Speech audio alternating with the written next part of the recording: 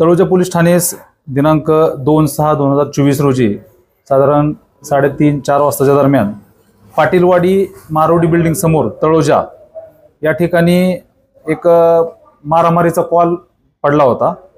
त्याच्यानुसार आमचे पोलीस तिथे गेले असता एका युवकास 2 जणांनी फावडे आणि कोयत्याने मारहाण करून वार करून जखमी अवस्थेत तिथे टाकले होते।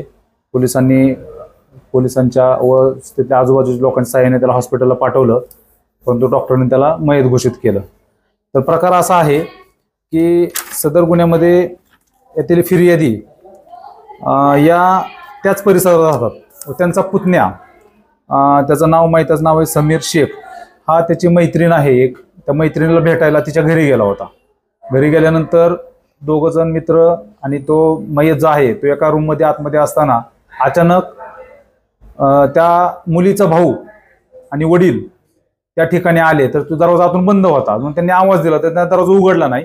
म्हणून ह्यानं काय करत दरवाजा तोडला आणि आतमध्ये गेला तर तो जो मयत मुलगा आहे त्या मैत्रिणीचा फ्रेंड त्या मुलगा आतमध्ये सापडलो। त्यांनी काय केलं तिथे रागाच्या ह्याच्यात फावडा आणि कोयत्याने त्याच्या डोक्यात, अंगावर, पाठीवर सगळीकडे वार केले आणि त्याच्यामध्ये त्या युवकाचा मृत्यू झालेला आहे।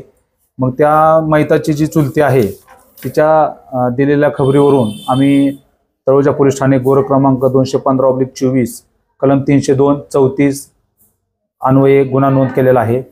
त्या गुन्ह्यातील 2 आरोपी आहेत, त्यापैकी ताहिर युसुफ शेख वय वर्ष 24 या आरोपीला ताब्यात घेऊन अटक केलेली आहे। तर त्याचे अजून एक दुसरा आरोपी म्हणजे आरोपीचा वडील तो सध्या फरार आहे।